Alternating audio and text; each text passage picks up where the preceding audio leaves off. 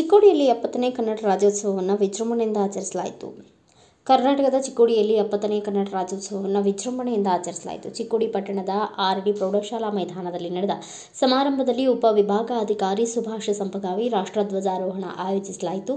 ವಿಧಾನ ಪರಿಷತ್ ಸದಸ್ಯ ಪ್ರಕಾಶ್ ಹುಕ್ಕೇರಿ ಸೇರಿದಂತೆ ಗಣ್ಯರು ಧ್ವಜಾರೋಹಣವನ್ನು ನೆರವೇರಿಸಿ ತಾಯಿ ಭುವನೇಶ್ವರಿಗೆ ಪೂಜೆ ಸಲ್ಲಿಸಿದರು. ನಂತರ ಶಾಲಾ ಮಕ್ಕಳು ಕನ್ನಡ ಹಾಡುಗಳಿಗೆ ಗುಂಪು ನೃತ್ಯಗಳನ್ನು ಪ್ರದರ್ಶಿಸಿದರು ಮತ್ತು ವಿವಿಧ ಸಾಂಸ್ಕೃತಿಕ ಕಾರ್ಯಕ್ರಮಗಳನ್ನು ಭವ್ಯ ಪ್ರದರ್ಶನ ಮಾಡಲಾಯಿತು. ವಿಧಾನ ಪರಿಷತ್ ಸದಸ್ಯ ಪ್ರಕಾಶ್ ಹುಕ್ಕೇರಿ ಭುವನೇಶ್ವರಿ ಪ್ರತಿಮೆಯನ್ನು ಹೊತ್ತ ಎತ್ತಿನ ಬಂಡೆಗೆ ಪೂಜೆ ಸಲ್ಲಿಸುವ ಮೂಲಕ ಭವ್ಯ ಕನ್ನಡ ರಾಜ್ಯೋತ್ಸವ ಮೆರವಣಿಗೆಯನ್ನು ಉದ್ಘಾಟಿಸಿದರು. ಮೆರವಣಿಗೆಯ ಸಮಯದಲ್ಲಿ ಯುವಕರು ನಮ್ಮ ಕನ್ನಡ ಭಾಷೆ ಮೇಲಿನ ಪ್ರೀತಿಯನ್ನು ಪ್ರದರ್ಶಿಸಿದರು. ಮೆರವಣಿಗೆಯಲ್ಲಿ ವಿವಿಧ ವೇಷಭೂಷಣಗಳನ್ನು ಧರಿಸಿ ಚಿಕ್ಕೋಡಿ ಬಸವ ವೃತ್ತ ಸೇರಿದಂತೆ ನಗರದಾದ್ಯಂತ ರಾಜ್ಯೋತ್ಸವವನ್ನು ಅತ್ಯಂತ ಉತ್ಸಾಹದಿಂದ ಆಚರಿಸಲಾಯಿತು.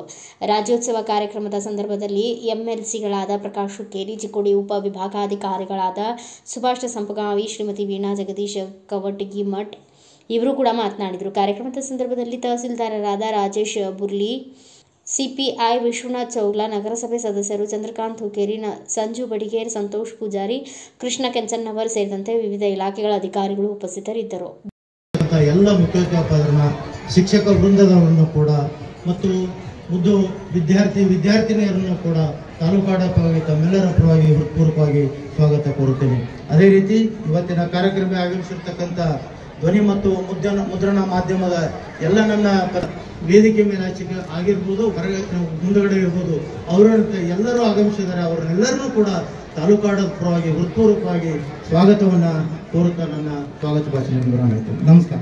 ಸರ್ವರನ್ನ ಸ್ವಾಗತಗೈದಿರ್ತಕ್ಕಂತಹ ಚಿಕ್ಕೋಡಿಯ ತಹಶೀಲ್ದಾರರು ಹಾಗೇನೆ ಈ ಒಂದು ರಾಜ್ಯೋತ್ಸವ ಸಮಿತಿಯ ಅಧ್ಯಕ್ಷರಾಗಿರ್ತಕ್ಕಂತಹ ರಾಜೇಶ್ ಬುಗ್ಲಿ ಸರ್ ಅವರನ್ನು ಸಹ ನಾನು ಈ ಕಾರ್ಯಕ್ರಮದ ಸಂದರ್ಭದಲ್ಲಿ ರಾಷ್ಟ್ರಧ್ವಜಾರೋಹಣ ನಡೀತಾ ಇದೆ. ಈ ರಾಷ್ಟ್ರಧ್ವಜಾರೋಹಣವನ್ನ ಸನ್ಮಾನ್ಯ ಶ್ರೀ ಸುಭಾಷ್ ಸಂಪಗಾವಿ ಸರ್ ಉಪವಿಭಾಗಾಧಿಕಾರಿಗಳು ಚಿಕ್ಕೋಡಿ ಅವರು ನೆರವೇರಿಸಿಕೊಡಬೇಕಾಗಿ ಅವರಲ್ಲಿ ವಿನಂತಿಸ್ತಾ ಇದ್ದೇನೆ. ಈಗ ಧ್ವಜಾರೋಹಣ ನೆರವೇರ್ತಾ ಇದೆ. ದಯವಿಟ್ಟು ಶುಭವನ್ನು ಕೋರುತ್ತಾ ಈ ಕಾರ್ಯಕ್ರಮದ ವೇದಿಕೆಯ ಮೇಲೆ ಉಪಸ್ಥಿತರಿರುವಂತಹ ನಿಮ್ಮೆಲ್ಲರ ನೆಚ್ಚಿನ ನಾಯಕರು ಪ್ರಕಾಶಣ್ಣ ಹುಕ್ಕೇರಿ, ಕರ್ನಾಟಕ ಸರ್ಕಾರದ ದೆಹಲಿ ವಿಶೇಷ ಪ್ರತಿನಿಧಿಗಳು ಹಾಗೂ ವಿಧಾನ ಪರಿಷತ್ ಸದಸ್ಯರು ಮತ್ತು ಈ ಕಾರ್ಯಕ್ರಮದ ವೇದಿಕೆಯ ಮೇಲೆ ಉಪಸ್ಥಿತರಿರುವಂತಹ ಆರಕ್ಷಕರವರೇ ಮತ್ತು ಪತ್ರಿಕಾ ವರದಿಗಾರರೇ, ಇವತ್ತಿನ ದಿವಸ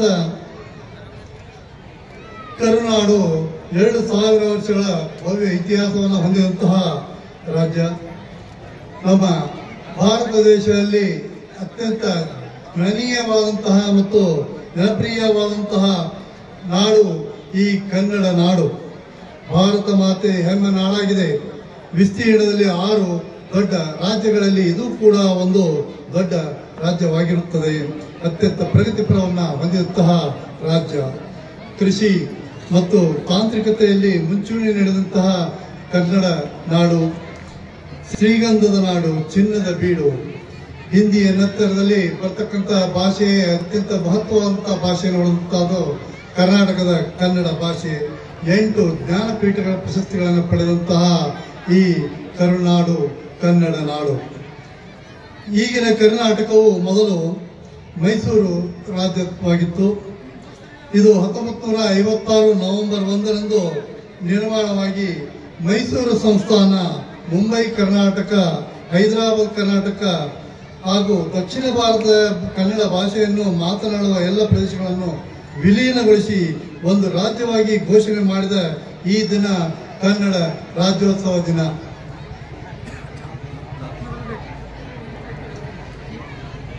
ಕನ್ನಡದ ಕುಲಪುರೋಹಿತ ಎಂದು ಬಿರುದು ಪಡೆದಂತಹ ಶ್ರೀ ಆಲೂರು ವೆಂಕಟರಾವ್ ಅವರು 1905ರಲ್ಲಿ ಕರ್ನಾಟಕ ಏಕೀಕರಣ ಚಳವಳಿಯನ್ನು ಪ್ರಾರಂಭಿಸಿದರು.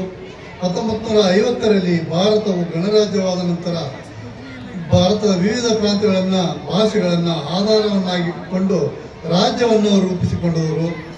ರಾಜರ ಆಳ್ವಿಕೆಯಲ್ಲಿ ದಕ್ಷಿಣ ಭಾರತದಲ್ಲಿ ಹಲವಾರು ಸಂಸ್ಥಾನಗಳನ್ನು ಒಳಗೊಂಡಂತೆ ರಾಜ್ಯಗಳು ರೂಪುಗೊಂಡಿದ್ದವು. ನಮ್ಮ ಹೆಮ್ಮೆಯ ರಾಜ್ಯ ಕರ್ನಾಟಕವು ಮೊದಲು ಮುಂಬೈ ಕರ್ನಾಟಕ, ಹೈದರಾಬಾದ್ ಕರ್ನಾಟಕ, ಮದ್ರಾಸ್ ಪ್ರಾಂತ್ಯ, ಮೈಸೂರು ಮತ್ತು ಕೊಡಗು ಪ್ರಾಂತ್ಯವನ್ನಾಗಿ 5 ಭಾಗಗಳಲ್ಲಿ ಹರಿದು ಹಂಚಿ ಹೋಗಿದಂತಹ ನಾಡನ್ನು ನಾವೆಲ್ಲರೂ ಕೂಡಿಸಿ 1950ರಂದು ನವೆಂಬರ್ 1ರಂದು ಕನ್ನಡ ರಾಜ್ಯೋತ್ಸವದಲ್ಲಿ ಏಕೀಕರಣವಾದಂತಹ ಕರ್ನಾಟಕ ರಾಜ್ಯ ನಿಮ್ಮೆಲ್ಲರ ಹೆಮ್ಮೆಯ ರಾಜ್ಯ ಕರ್ನಾಟಕ. ದಿನಾಚರಣೆ ನಿಮಿತ್ತವಾಗಿ ಧ್ವಜಾರೋಹಣ ಮಾಡಿದ ಚಿಕ್ಕೋಡಿಯ ಉಪವಿಭಾಗಾಧಿಕಾರಿಗಳಾದ ಸಂಗಾಮಿಯವರೇ, ವಿಶೇಷವಾಗಿ ಇವತ್ತು ಗಣೇಶ್ ಹುಕ್ಕೇರಿ ಅವರು ಅಧ್ಯಕ್ಷ ಸ್ಥಾನವನ್ನು ವಹಿಸಬೇಕಾಗಿತ್ತು. ಆದರೆ ಇವತ್ತು ಬೆಂಗಳೂರಿನಲ್ಲಿ ಕರ್ನಾಟಕ ರಾಜ್ಯೋತ್ಸವವನ್ನು ಕರ್ನಾಟಕ ಸರ್ಕಾರದ ಮುಖ್ಯಮಂತ್ರಿಗಳ ಜೊತೆಯಾಗಿ ಇವತ್ತು ಆಚರಣೆ ಮಾಡಲಿಕ್ಕೆ ಬೆಂಗಳೂರಿನಲ್ಲಿ ಇರುವುದರಿಂದ ಇವತ್ತು ಅವರಿಗೆ ಚಿಕ್ಕೋಡಿಗೆ ಬರಲಿಕ್ಕೆ ಸಾಧ್ಯವಾಗಿಲ್ಲ. ಮುಖ್ಯವಾಗಿ ಈಗ ತಾನೇ ಮಾತಾಡಿದ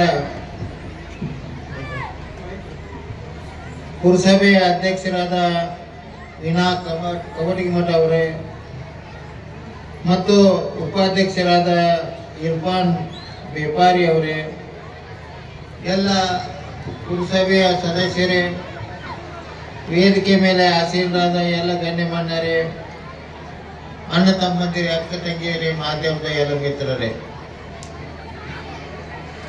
ಈಗ ತಾನೇ 70ನೇ ಕರ್ನಾಟಕ ರಾಜ್ಯೋತ್ಸವ ನಿಮಿತ್ತವಾಗಿ ಪುರಸಭೆಯ ಅಧ್ಯಕ್ಷರು ತಮ್ಮ ವಿಚಾರವನ್ನು ವ್ಯಕ್ತ ಮಾಡಿದ್ದಾರೆ. ಈ 26ನೇ ಜಾನ್ಯುವರಿ ಆಗಲಿ, ಕರ್ನಾಟಕ ರಾಜ್ಯೋತ್ಸವ ಆಗಲಿ, ಇವೆಲ್ಲ ಆಚರಣೆ ಮಾಡೋದು ಕಾರಣ ಏನಂದ್ರೆ, ಹಿಂದಿನ ಯಾರ್ಯಾರು ಈ ಸ್ವಾತಂತ್ರ್ಯ ಪಡೆಯಲಿಕ್ಕೆ ಪ್ರಯತ್ನ ಮಾಡಿದ್ರು ಮತ್ತು ರಾಜ್ಯೋತ್ಸವ ದಿನಾಚರಣೆ ಮಾಡಲಿಕ್ಕೆ ಯಾರ್ಯಾರು ಪ್ರಯತ್ನ ಮಾಡಿದ್ರು ಅವರೆಲ್ಲರನ್ನು ಇವತ್ತು ನಾವು ನೆನೆಸ್ತಾ ಇದ್ದೇವೆ. ವಿಶೇಷವಾಗಿ ಇವತ್ತ ಒಬ್ರು ಶಾಸಕರಿರ್ಬೋದು, ಲೋಕಸಭಾ ಸದಸ್ಯರಿರ್ಬೋದು, ಈ ವೇದಿಕೆಯ ಮುಖಾಂತರ ತಮ್ಮ ಕಾರ್ಯಕ್ರಮಗಳನ್ನು ಒಂದು ವರ್ಷದಲ್ಲಿ ಏನೇನು ನಾವು ಮಾಡಿದೀವಿ ಅನ್ನೋದ್ರ ಬಗ್ಗೆ ಒಂದು ಹೇಳಿಕೆಯನ್ನ ಕೊಡುವಂತ ಒಂದು ವ್ಯವಸ್ಥೆ ಆಗಬೇಕು. ಯಾಕಂದ್ರೆ ಪ್ರತಿ ವರ್ಷ ನಾವು ರಾಜ್ಯೋತ್ಸವ ಆಚರಣೆ ಮಾಡ್ತೀವಿ, ಧ್ವಜಾರೋಹಣ ಮಾಡ್ತೀವಿ. ಧ್ವಜಾರೋಹಣ ಮಾಡಿದ ಮೇಲೆ ಒಂದೆರಡು ಉದ್ಘಾಟನೆ ಮಾಡಿದವರು ಒಂದೆರಡು ಮಾತುಗಳನ್ನ ಹೇಳ್ತಾರೋ. ಆದರೂ ಕೂಡ ವಿಶೇಷವಾಗಿ ಚುನಾಯಿತ ಪ್ರತಿನಿಧಿಗಳು ತಮ್ಮ ಒಂದು ವರ್ಷದ ಅವಧಿಯಲ್ಲಿ ತಮ್ಮ ಕ್ಷೇತ್ರಕ್ಕೆ ಏನೇನು ಕಾರ್ಯಕ್ರಮಗಳನ್ನು ಮಾಡಿದರು ಅದನ್ನು ಹೇಳೋದು ಅತ್ಯಂತ ಅವಶ್ಯಕತೆ ಇರ್ತದೆ ಈ ಸಂದರ್ಭದಲ್ಲಿ ಹೇಳಿಕೆ ಇಷ್ಟಪಡ್ತೀನಿ. ಹಿರಿಯರಾದ ಗಣೇಶ್ ಪ್ರಕಾಶನ ಹುಕ್ಕೇರಿ ಅವರಿಗೆ ನನ್ನ ನಮಸ್ಕಾರಗಳು ಹಾಗೂ ವೇದಿಕೆ ಮೇಲಿದ್ದ ಎಲ್ಲ ಗಣ್ಯರಿಗೂ ನನ್ನ ನಮಸ್ಕಾರಗಳು. ಇಲ್ಲಿ ಬಂದಂಥ ಶಿಕ್ಷಕರು 1950ರಲ್ಲಿ ಕರ್ನಾಟಕ ರಾಜ್ಯದ ಬಗ್ಗೆ ರಾಜ್ಯವನ್ನು ಹೋರಾಡಿದವರು. ನಂತರ ನಮ್ಮ ರಾಜ್ಯವು ಮೈಸೂರು ರಾಜ್ಯ ಎಂದು ಹೇಳಲಾಗಿತ್ತು. ಅದರ ನಂತರ 1973ರಲ್ಲಿ ಕರ್ನಾಟಕ ರಾಜ್ಯೋತ್ಸವ ಎಂದು ಹೆಸರಾಯಿತು. ಆಗ ನಮ್ಮ 1973ರಲ್ಲಿ ಕರ್ನಾಟಕ ಎಂದು ನಾಮಕರಣವಾಯಿತು. ಆ ಸಂದರ್ಭದಲ್ಲಿ ದೇವರಾಜ ಅರಸರು ಮುಖ್ಯಮಂತ್ರಿಯಾಗಿದ್ದರು. ನಾವು ಹೋರಾಡಿದ ಎಲ್ಲ ಹಿರಿಯರಾದ ಕುವೆಂಪು, ದ ರಾ ಬೇಂದ್ರೆ, ಮಾಸ್ತಿ, ಶಿವರಾಮ್ ಕಾರಂತ್ ಅನೇಕರು ಇದಕ್ಕಾಗಿ ಹೋರಾಡಿದವರನ್ನು ನಾವು ಇಂದು ನೆನೆಸಬೇಕಾಗಿದೆ. ಮೊದಲಿಗಾಗಿ ನಮ್ಮ ಕನ್ನಡ ನಾಡು 2000 ವರ್ಷಕ್ಕಿಂತ ಮೊದಲು ಈ ಭಾಷೆ ಇತ್ತು. ಅವಾಗಿನಿಂದ ಬಸವಣ್ಣವರು, ಅಕ್ಕ ಮಹಾದೇವಿ ಎಲ್ಲರೂ ವಚನ ಪೂರಕವಾಗಿ ಅದನ್ನು ಬಹಳ ಚೆನ್ನಾಗಿ ಅವರು ವಚನದಲ್ಲಿ ಅಳವಡಿಸಿಕೊಂಡು ತಮ್ಮ ಕಾರ್ಯಗಳನ್ನು ಮಾಡುತ್ತಿದ್ದರು. ಈಗ ಅದನ್ನು ಮುಂದೆ ಶಿವರಾಮ್ ಕಾರಂತ್, ಕುವೆಂಪು ಅವರು ಹೋರಾಡಿದರು. ಅವರೆಲ್ಲರನ್ನು ನಾವು ಇಂದು ನೆನೆಸಬೇಕು. ಕನ್ನಡ ಇದು ನಡೆಯಬೇಕು. ಇದು ನಾಡ ಹಬ್ಬ ಪ್ರತಿಯೊಬ್ಬರು ಮನೆಯಲ್ಲಿ ಆಗಬೇಕು. ದೀಪಾವಳಿ ಹಬ್ಬ ಹೆಂಗೆ ಆಚರಿಸ್ತೇವೆ ನಾವು, ಈ ನಾಡ ಹಬ್ಬವನ್ನು ನಾವು ಬಹಳ ಆಚರಿಸಬೇಕಾಗಿ ಎಲ್ಲ ಕಡೆ ಹಳ್ಳಿಗಳಲ್ಲಿ ಇಂಗ್ಲಿಷ್ ಮಾಧ್ಯಮಕ್ಕೆ ಬಹಳ ಒತ್ತು ಕೊಡ್ತಾ ಇದ್ದಾರೆ. ಆದರೆ ನಮ್ಮ ಕನ್ನಡ ಅದು ಮುಳುಗುತ್ತಿದೆ. ಎಲ್ಲರೂ ನಾವು ಕೂಡಿ ಅದನ್ನು ಮತ್ತೆ ಮೇಲೆ ಎತ್ತಬೇಕು. ಮತ್ತು ಸರೋಜಿನಿ ಮಹಿಷಿಯವರು ಹೇಳಿದಂಥ ಅವರ ರೂಲ್ಸ್ ಪ್ರಕಾರ ನಾವು ನಡೆದುಕೊಂಡು ಕೆಲವೊಂದು ರೂಲ್ಸ್ ರಾಜ್ಯದಲ್ಲಿ ಅಳವಡಿಸಿಕೊಂಡಿದ್ದಾರೆ. ಇನ್ನೂ ಕೆಲವು ರೂಲ್ಸ್ಗಳು ನಾವು ಅಳವಡಿಸಿಕೊಳ್ಳಬೇಕು. ಸರೋಜಿನಿ ಮಹಿಷಿಯವರು ಹೇಳಿದಂತೆ ನಾವು ನಡೆದರೆ ನಮ್ಮ ಕನ್ನಡ ನಾಡು ಇನ್ನೂ ಬಹಳ ಒಳ್ಳೆಯ ಅಪಘಾತದಿಂದ ಇವತ್ತು ನಮ್ಮನ್ನು ಬಿಟ್ಟು ಹೋಗಿದ್ದಾರೆ. ಮಕ್ಕಳಿಗೆ ಸನ್ಮಾನ್ಯ ಶಾಸಕರು ಮತ್ತು ತಾವುಗಳು ಈ ಜನೋಪಯೋಗಿ ಕಾಮಗಾರಿಗಳನ್ನು ಹಮ್ಮಿಕೊಂಡಿರುವ ಕುರಿತು ಬಹಳ ಪರವಾಗಿ ಮತ್ತು ತಮ್ಮೆಲ್ಲರ ಪರವಾಗಿ ಮತ್ತೊಮ್ಮೆ ಮಗದನ್ನು ಹೃತ್ಪೂರ್ವಕವಾಗಿರ್ತಕ್ಕಂಥ ಅಭಿನಂದನೆಗಳನ್ನ ನಾನು ಹೇಳಲಿಕ್ಕೆ ಇಷ್ಟಪಡ್ತಾ ಇದ್ದೀನಿ. ಧನ್ಯವಾದಗಳು. ಇನ್ನು ಮುಂದೆ ಈ ಒಂದು ವೇದಿಕೆಯ ಕಾರ್ಯಕ್ರಮದ ಕೊನೆ